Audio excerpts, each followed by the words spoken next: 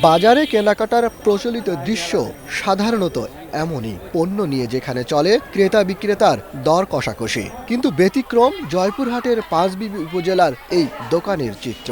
দোকান জুড়ে রয়েছে খাতা, পেন্সিল সহ নানা ধরনের পণ্য। তবে নেই দোকানির দেখা। বিক্রেতাবিহীন এই দোকানের মূল ক্রেতা বিদ্যালয়ের শিক্ষার্থীরাই, যারা প্রয়োজনীয় কেনাকাটা করে নিজেরাই পণ্যের দাম রাখে দোকানে রাখা নির্দিষ্ট বক্সে।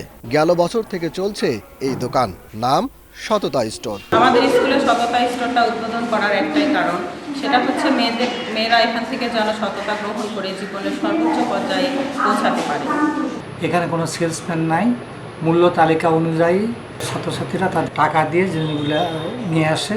আমার স্কুলে টাকা না দিয়ে জিনিস নেয়নি বা জিনিসের দাম কম দিয়ে জিনিস নিচ্ছে, এমন কোনো দৃষ্টান্ত পাওয়া যায়নি।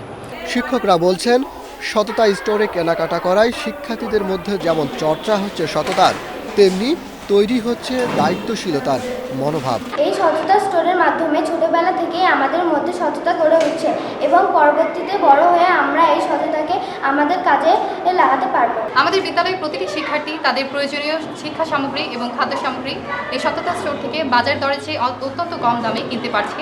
এতে তাদের সময় এবং অর্থ দুই বেঁচে যাচ্ছে। শিশুদের মাঝে প্রাথমিক স্তরেই এমন নৈতিক শিক্ষা মানব জীবনে দীর্ঘস্থায়ী প্রভাব রাখবে বলে মনে করছেন অভিভাবকরা। এই সততা স্টোরের মাধ্যমে সঠিক যেটা মূল্য সেটাই দিয়ে তারা ক্রয় করবে।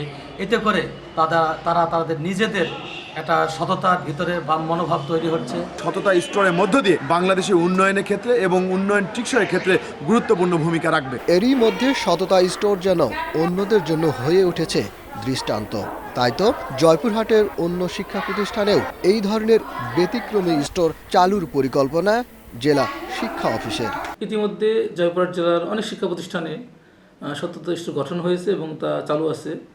আর যে সকল প্রতিষ্ঠানে এখনও সততা স্টোর হয়নি, আমরা ইতিমধ্যেই চালু করার ব্যবস্থা করেছি।